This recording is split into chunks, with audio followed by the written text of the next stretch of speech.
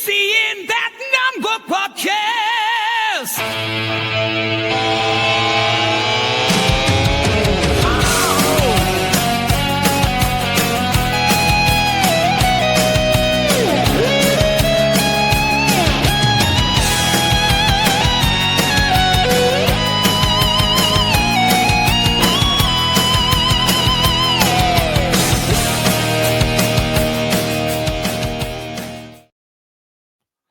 Right, we are back with another That Number podcast. Off the back of a professional performance against Workington. Fair play to them. I mean, they never gave up, did they? No, my prediction came true. I kind of didn't want it to come true, to be honest. Yeah. I kind of was hoping we'd get pushed at least maybe like for like 15, 20 minutes or something. But like I said, I thought they were, a lot closer. To me, I think it's quite obvious that they're a lot closer to a team like Blackbrook than they are a Super League team. And that's the reality of it. Those League One sides that have come up into the Championship. Yeah, they're some way off. But you know what? They didn't descend into, didn't become scrappy. They didn't start taking anyone's heads off. And it was clean, it was professional, and they kept going. I wouldn't have begrudged them a try, but it was good to see from our point of view that we didn't just go like, 40-0, like we've done in the past in these type of games the last few years. We actually went, no, we're playing like it's the grand final for 80 minutes. And that's the attitude you need to learn that winning habit, and get players used to doing it for 80 minutes. So although it was a little bit harsh from our point of view, I thought playing the strong side and not letting up for the entire game was the right thing to do. It's good preparation anyway, good fitness to test for the lads. Yeah, that's it. And do you know what? The Town fans, especially the ones we were stood next to, they were just having a laugh the whole way through. They were just like, hey, listen, but it's money coming to the club then, so we're happy about this, which you can't argue with, can you really? It's a lot of, I think they said you could do 2 weeks of wages worth of wages with it, what they made, so can't go wrong with that. Yeah, good attendance for that stadium as well. Good attendance for them. Hopefully some of them want to come back despite the result. They recognise that most weeks. It's not going to be that. It's not going to be that hard most weeks. Gave out thousands of junior season tickets as well in the week before, I believe, for free. Yeah. Great initiative, something that I don't like the football team are involved in. We're doing something similar with, letting kids free. The adult pays, try to build that fan base of the future, get more people coming. So, I hope long term it had some good ramifications for them anyway. Yeah, and I thought it was mad how pretty much every kid in the stadium sort of invaded the pitch. We were like, what the hell is this all about after the loss? But apparently it's every home game there.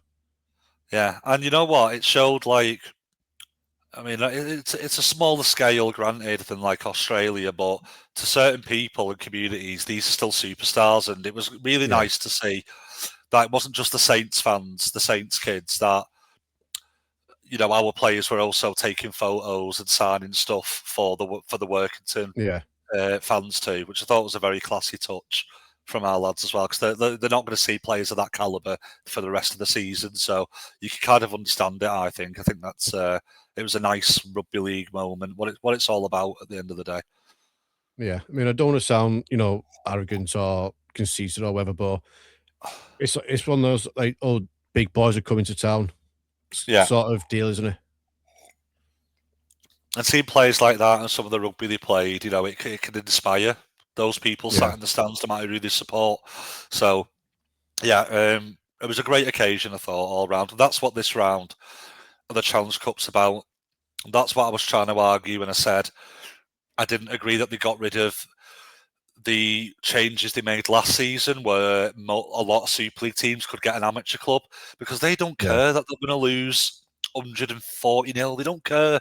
Like, they know they're not winning the Challenge. Lock Lane, Blackbrook do not have ambitions to win the Challenge Cup. No, they would rather big attendance, loads of money, TV time, eyes on the club, eyes on the game, money through the door, and fans and players getting a once-in-a-lifetime opportunity. So, for me, I would revert back to even last season, not just play championship clubs or old League One clubs. Lock Lane, everything I've heard out of that they absolutely loved every second of that KR game.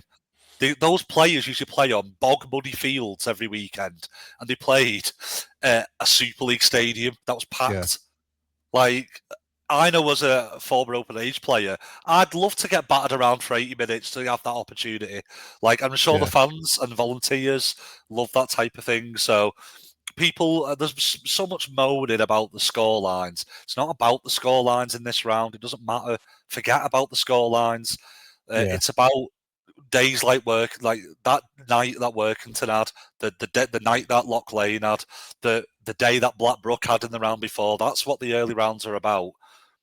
It's not about like tight, close, contested games. You're never going to get that with no matter how you twist the format around. It's always going to be like that when the Super League clubs come in. Doesn't matter. Does not matter one bit. Yeah, that's it. And do you know what? It was good to see Rio Corkle in the flesh again. One of our academy players who's now at Town. Yeah, they had some decent players there. I'm surprised that they seem to have struggled so far as well in the Championship too. I just think maybe there's a few key positions that they're kind of lacking in, but the forwards especially, they seem like there's some good talent there. So hopefully anyway they can get a few wins together in the Championship, because they are having a bit of a tough time of it at the moment. So yeah, and like you said with us, we could have took our foot off the gas in the second half, but even towards even in the last second of the game, they're throwing it around trying to get over the line again. Yeah, and you want to see that. You want to see that no matter what, because it builds that muscle memory. Mentally, it's just that subconscious. That's your subconscious mind knows that you just go and you don't ever stop. You shouldn't be picking and choosing when you play into your full potential, I don't believe. Yeah. It's good for when obviously you get into a situation where you are going to have to play to the final whistle. Yeah, it's and you're used to that, it. You know it, and it should just be second nature that every single minute you're putting everything in this game. That's what it should be anyway. Yeah, and speaking of which, Warrington, first game at the Will Jones. We've got a little hoodoo to get rid of there, I think, haven't we? Yeah, we do. So despite Warrington, apart from a brief period at the beginning of Burgess's first season, or probably 2/3 of it, I've been pretty terrible for a good few years now.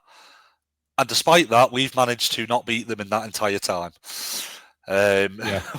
Which is quite incredible, considering we finished above them last couple seasons, and have lost all the games to them in those seasons that they were like languishing outside the playoffs completely, with everybody else around them beating them.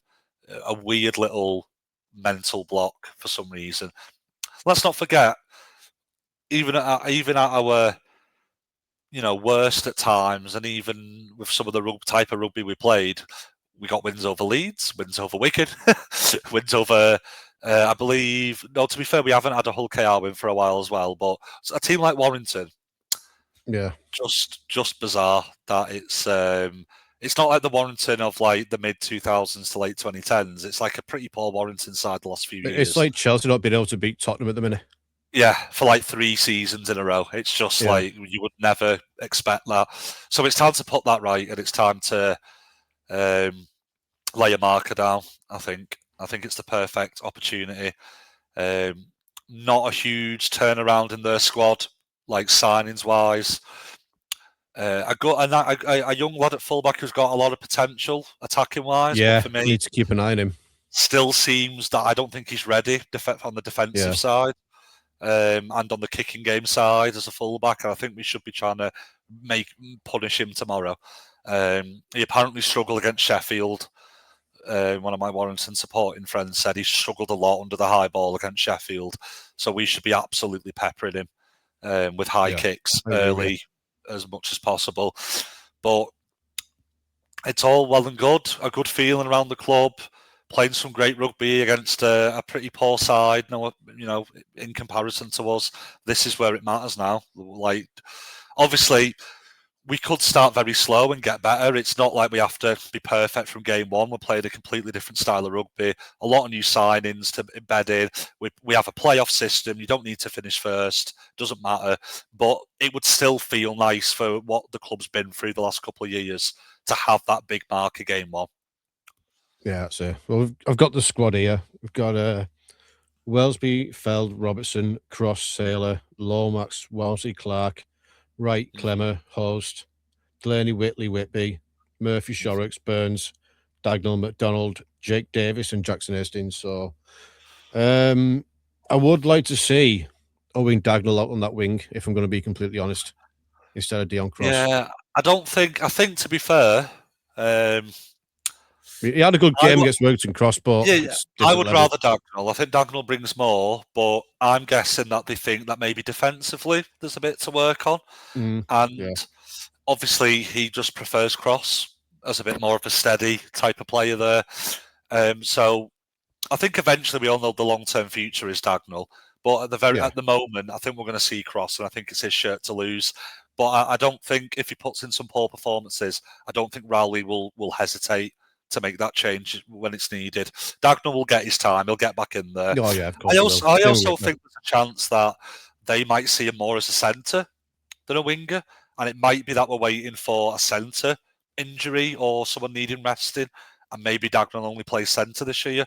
So, but he's in the squad. He's going to be in there eventually. But Workington or not, you can't drop Cross after a good performance. So.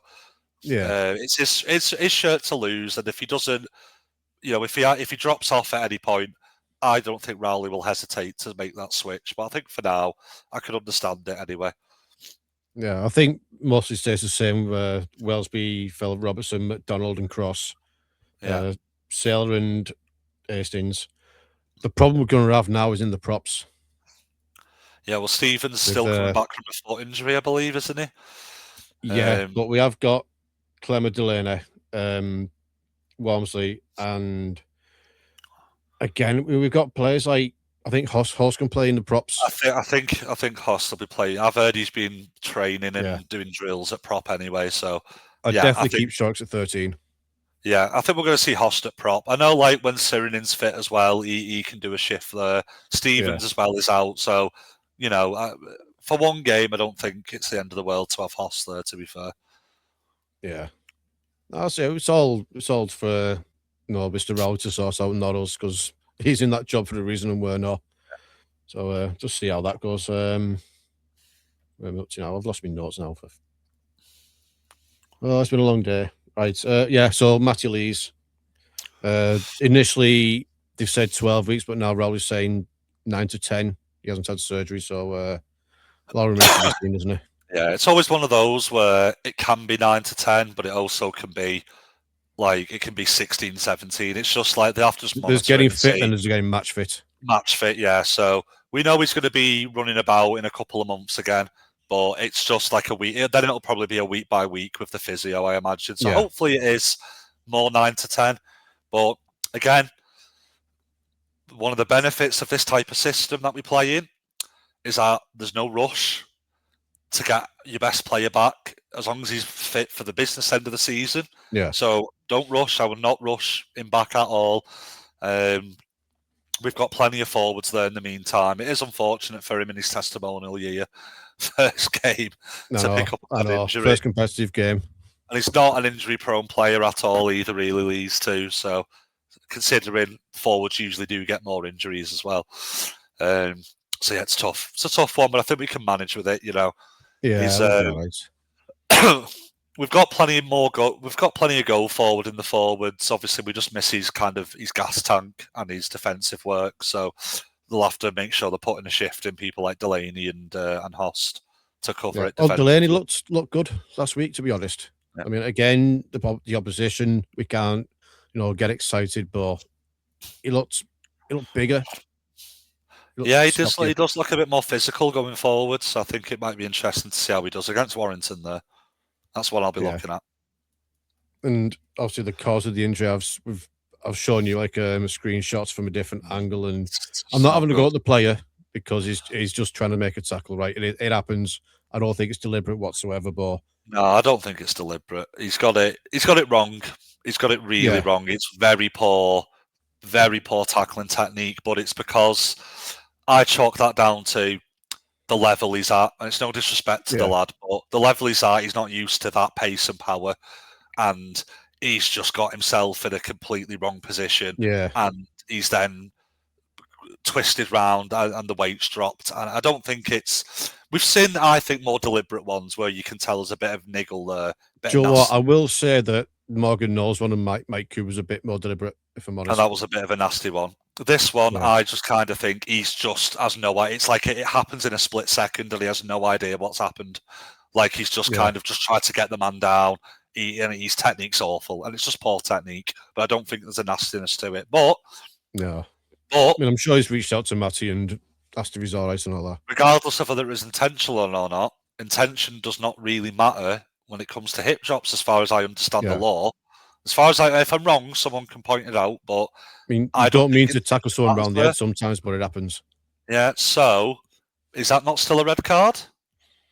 Well, this is what I think. I mean, obviously, in that game, you don't want players going off the pitch. You don't want to see it, but in a big game where that should be punished, and it's not. Well, the thing is, if the video ref was there, I think he would have been. And that's my problem is that, and I think it happens a lot in Super League now. The refs that have come through the last few years more than most, when there's been a clear change from the mid 2000s, early 2010s, where I think the video ref gets a lot more involved than it used to. I think they're relying on it way too much.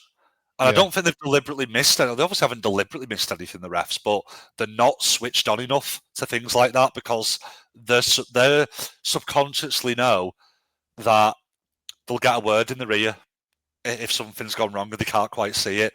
For me, one of the touch judges on that near side where the bodies are open and the referee, I think you should be seeing that. And I think if he's being honest with himself and when they've reviewed, because I know the refs reviewed the games afterwards, I'm hoping he's picked that up and he learns from that, the ref. Because I don't think there's anything on the review panel from that either.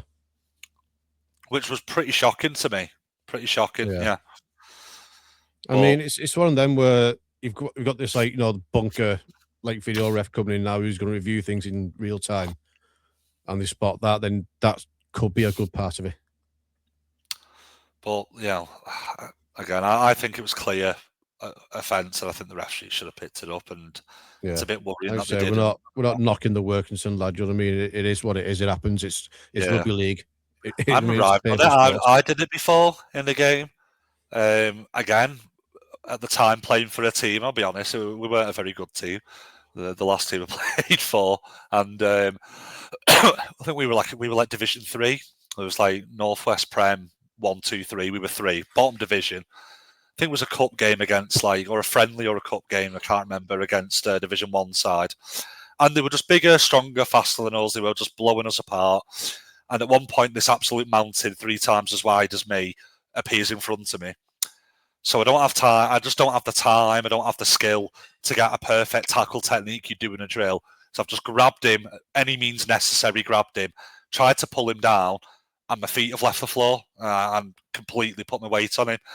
So I know what it's like when it's like that higher level of opponent, and it happens in a split second. And I think that's a similar thing that happened there.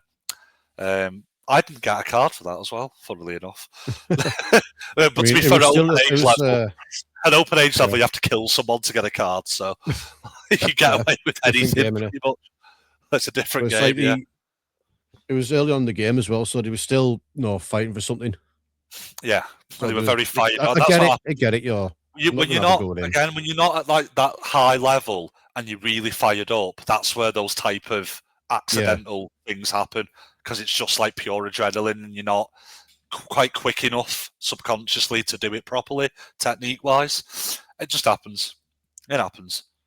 Yeah, like I say, I mean, it's not like we're playing Wigan where we're going to call them, scum of the earth for doing that tackle or something like that. But it is what it is. You know what I mean? What can you do about it? Matt Percival. Conflicting reports going on. Well, all sorts going on. Yeah. All sorts going on. And do you know what? I like how literally just a day or two after the game, Rowley comes out and addresses it in the interview. He could have just shied away, but he didn't. Yeah. So I think it's pretty clear Saints don't want him to go. Yeah. I think that's been made clear, to be fair. It seems like, and it's only rumour, we're speculating, that it's more Percival kind of wants to go than us wanting him to go. Yeah. So, to me, unless things can change, conversations can be had and people can change their minds, but I don't think unless we got some very silly transfer money offer, which I don't think we're going to get, I think Percival's probably going to stay this season, but it will be his last season. I think he's, from what I've heard from a few different people, it all comes down to that withdrawn 2-year contract and the 1 year being offered, and he thinks he can get something better elsewhere, and he probably can. So I'd wish him nothing but luck. He's earned his right to turn down a 1 year contract. He's won it all for us, hasn't he? So he's got this five Super Leagues. The speculation, which I did comment on, thinking it might be true. I think that Rowley doesn't favour him.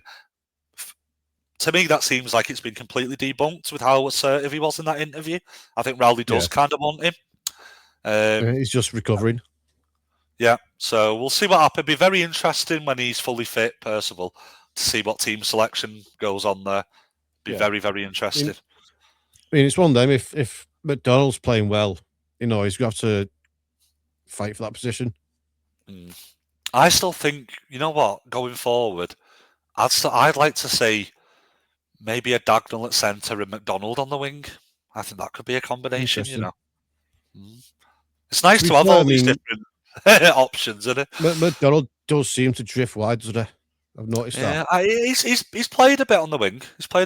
McDonald. I think he's good there. But I'd rather have someone of his size on one side to defend. I like my big wingers. Listen, I grew up and Saints had, Melly on the wing, and Warrington had Warrington had Henry Farfeely, Bradford had Vinacolo. Listen, I like me big wingers. I like wingers. Patrick Carvan's still bloody playing. Patrick Carvan is still playing North Wales Crusaders. And do you know what? I've realised my own mortality now. I've found out that he's younger than me. He's 37, is he? Patrick 37. Carvan? Must be about 37. I thought he was 40 odd. I thought he was older, so he must have been very young when he came through, to be fair to him. Yeah. But on the other wing, by the way, for North Wales, is Greg Eden. So they've got Greg Eden and Patrick Carvan. That's some team they've got there. But yeah, I am partial to a winger. Greg Eden in his prime at Castleford was good. Getting back to the point, I am partial to a winger who is not just diddy and quick, but is also powerful and strong as well. I think that's the perfect combination. And although he's not rapid, I think McDonald's got a fair bit of pace as well for a big guy too. So I like someone like that on the wing. Like you said as well, defensively, it makes a big difference too. Yeah. So I like his after contact meters as well, because his legs just keep going. Which, by the way, the opposition though. It'd be nice if the Super League stats recorded post-contact meters. That'd be nice. Don't get me started on the on the state of Super League stats and the state of the website and the state of the RFA. Don't get me started on all that again. But if you look at what they record in NRL games what you can look at compared to what the stats you get over here, it's absolutely embarrassing how bad the Super League website is, by the way. Yeah, Super League website and match reports and match stats are so bad. And they got rid of all the historical ones. We used to have historical stats going back to 2001 too. Because I used to go on the website and look at them. They're gone. Can't get them anywhere now. Well, it's a good job that we've got our league. Shout out to Rugby League Project, which is a fan-owned site, which does a lot of this bookkeeping of stats before the Super League, for some reason, gets rid of them into the ether. Extremely good, well-documented website that goes back to the early 2000s. So I think even it's got some 90s stuff as well, actually. So, well done, Rugby League Project. I think it even goes beyond that.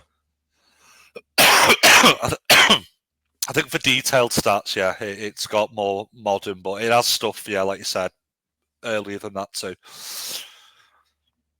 Yeah. The women's squad numbers are out. Yes, they are indeed, and I believe. Oh, has that happened today? The reveal of the away kit. It's I hope supposed I've to not be. missed it. I've been waiting for that. I've not seen it yet. I Yeah, like the little tease of it. Yeah, women getting their own Let's have a away look. kit, which is which I thought was Oh, quite cool. Quite a cool initiative. yeah. There's How does nothing it there appear yet? yet. So with the actual squad But we'll see. numbers, no surprises really with the squad numbers. Yeah. I don't think. The new recruits get the 27, 28, 29. Page And Choice gets 14. I think an interesting one is Rebecca Rotherham returning to the number 1 shirt after 2 seasons without it, because it was Berry Salihi who's gone back to Wigan. So fair play to Rebecca for never always seems like from the things that the club put out that she's got a very good attitude and she works hard, and can't be easy because she was like part of that, a very successful Saints side and lost her place and has put her head down, worked hard, and she's the number 1 again. I think that's got to be commended, to be honest. I think that's a really good achievement for her. It doesn't happen a lot when you lose the first team spot after years to then win it back. So shout out to Rebecca Rotherham for getting that full number 1 shirt back. Yeah. Well done. And yeah, most of it. I like how the women's team is run, because they do absolutely respect the players. Like they look after them. Yeah, I think as well the women's players player, which was Rachel Woozy, has now got the number 3. So again, earned that number 3. I like it a lot. I like Craig Richards as a coach. He seems like, if you work hard and you show it, you do earn it in his team. I think that's why they must just really love playing for him. Mia Drescher in there. Every time, what I like about him as well, every time Emily Rudge puts a TikTok up from training, he just shows him videos. Like, he's just like, I can't be asked for this, but you do. He's from that generation, isn't he? I don't think he's not a fan. I don't think he understands what's going on. Paige Travis is back as well. Yeah, got the number 14. Nice reveal there as well. I like the way they did that. And is actually back in the UK now, because up until just the last week or so, she was still in Australia. A big plus to the side. Interesting that she doesn't have a first team squad number. I would have her in the first team, but she'll be in the first team regardless, won't she? Yeah, we'll see what happens. See, it's a bit of a headache there for Craig Richards, but a very welcome one. Looks like a strong team as well. So let's see how it goes. Zoe King as well rewarded with the first team squad number 2. Must be mentioned as well done, Zoe. A lot of the usuals as well in the your Danny McGifford played very, very well last season. And I think we just mentioned Mia Drescher, Caitlin Casey, Lucy McComb. Phoebe Ox, number 2 as well. Yeah, Georgia Sutherland in there. So, again, not too many surprises, a couple of changes. And, looks like a strong squad. Yeah. So, that's going to be an interesting season there as well. Halifax, I mean, by the bloody hell. I mean, I'm gutted for him, but the first thing I need to address being a Saints podcast is what's happening to Leon Cohen, who's sent there on loan. Yeah, I'm sure we'll find another club for Leon, but it sucks. It sucks. It's not good. The game of rugby league in the last 12 months has lost Salford, now reborn, Featherstone, currently looking to be reborn next year, and Halifax again, who are going to have to do a Phoenix club. 3 clubs who are going to have to have launched Phoenix clubs in a year.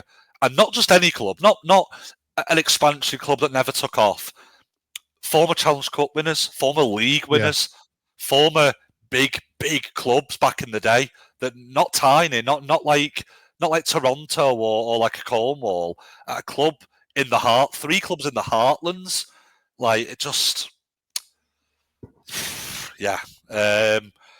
the game is not in a good state outside of Super League. It's probably not in a great state in Super League, but it's not in a good state. Something has to be done soon. Otherwise, my prediction, and I talked about this with you guys last year on the podcast, which the cynical side of me, because I know me being cynical, God forbid, but the usual cynic in me thinks that they don't really care, Super League. I think what they want is basically, and I've said this time and time again, they want the NFL/NRL style setup. What they want is every team that's financially capable in the championship to be in Super League. They want to expand it as much as they can, more games, theoretically, in their mind. I think this is a bit blue sky thinking, in my opinion, but in their mind, more games, more TV money in the future, more games to be played, more fans through the gate, more money. I know that's what they're thinking. And they don't want any promotion and relegation. They don't want rankings. They don't want licensing. They just want one big league and nothing underneath apart from the conference and below. That's what they want. And that's also, that, in my opinion, is what their actions are leading to. But I also think there's going to be an NRL style element where, to survive, any championship club that doesn't have that big multi-millionaire owner to get them up to Super League, I think the way forward for them, and I don't think this is right, by the way, but they're going to become feeder clubs like the New South Wales and Queensland Cup teams. Do you know what? This is what I've been thinking myself. I think it's going to happen, and I don't think it's right, and I don't think it should. But I think unless the RFL shows that it actually cares about the championship, including getting it its own decent TV deal, including getting it helping the clubs, grow on and off the field. That's what we're leading to. We're leading to the league getting expanded. Every time there's a team in the championship that passes the IMG rankings, they're going to go, come to Super League as quickly as you can, leave the other teams behind to become feeder clubs. That's what I think we'll get eventually. That's what I think we'll get. I agree on that one. I think it's shocking, by the way, but I think that's what we're going to get. And I think there is also the brutal reality that there isn't enough fans in this game for 2 professional leagues. Yeah. There definitely wasn't enough for 3. League One definitely had to go. Maybe the brutal, honest reality, guys, is that a championship isn't viable. Yeah. Maybe that's true. These clubs can't all be having financial troubles for no reason. It can't just always be bad owners. Surely not. There's got to be something in there that there's just not enough money in it. And I think that's sad. And I think the RFL's responsibility is to grow the game enough that there is enough fans coming through the door in the heartlands to keep these clubs going. But maybe we just do have to say, all right, we have Super League, and then everything else is conference and below, and you're amateur to save yourself from going bankrupt. I don't know. I don't have the answers, but the way it's going, it can't go on like this, basically, with what the RFL are doing. It can't. Yeah. And also, Halifax were one of the 22 founding clubs. Yeah. Now, I've got this list up here now, and it's upsetting to see how many have gone. Brighouse gone, Broughton gone, Halifax on the brink, Liver's Edge gone, Manningham gone, Runcorn gone, Stockport gone, Tilsey gone. Yeah. There's only a handful left from the founding clubs. So the RFL has to do something. Something's got to change anyway, because at the moment, unless you've got a big millionaire owner willing to cover losses himself, no club of the championship is viable. None of them are. Yeah, it's an upsetting thing, but end of the day, it's out of our hands and in the hands of the RFL, isn't it? Hopefully we see the return of Featherstone and Halifax next year with Phoenix clubs anyway. Yeah. Let's get Brian Potter down there, sorted out. Predictions. Oh, yes. Now, we've done this a bit differently this year because we're doing it through our league app. Use the Our League app. Yeah, there is... you have an invitation from St. Helens to join St. Helens League. I mean, I'll join it, whatever. Who's in this? So that's it. I don't know these. Oh, whatever. Right. Anyway. Yeah. So, for God's sake. What's going on, guys? Right. So we've got our league up there. We've currently got 11 of us in there. So anyone who else wants to jump in, let us know. Yeah. And we'll go that route.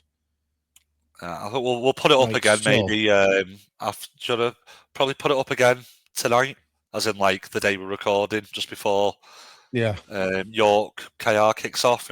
If you want to share a story, Gaz, maybe just for that pin code on again. yeah, I'll do that. Yeah. So we'll So it's go a with lot our simpler predictions anyway. for Yeah, now. it's a lot simpler than me trying to figure out 3 different ways to get bonus points Yeah. and things like that. It's simply Whatever's on the the way app it works is what it is. you just pick the winner. The favourite of the game gets you less points. So, Yeah. for example, for So the first KR's game, one. York KR, if you go for KR and they win, you get 1 point. If you went for York and they won, you get 9. I've been wondering about this.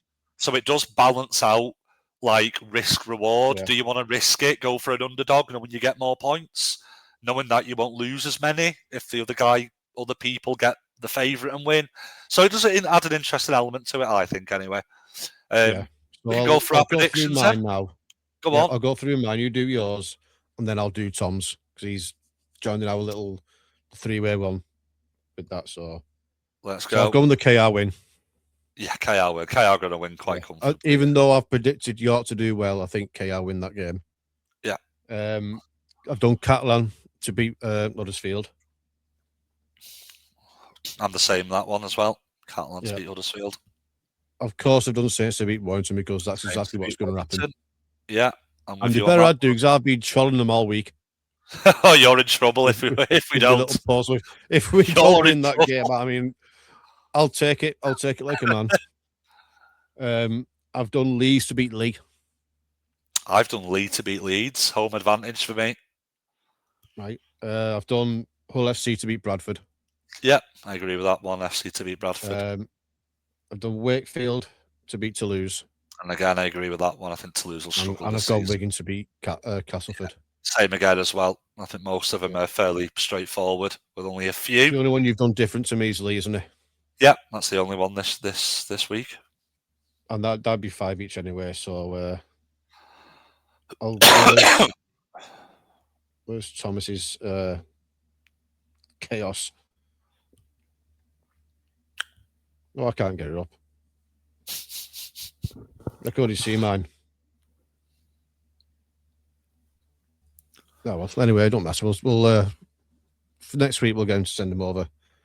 We'll do updates for anyone that just wants to find out how we're all doing and doesn't want to join the league themselves. We'll do a little run through each week of the table of our prediction table. Yeah, it'll be interesting. Just trying to see if there's anything going on at the moment. Because Saints Warrington is sold out. It is Entirely sold out. So that'll be some atmosphere.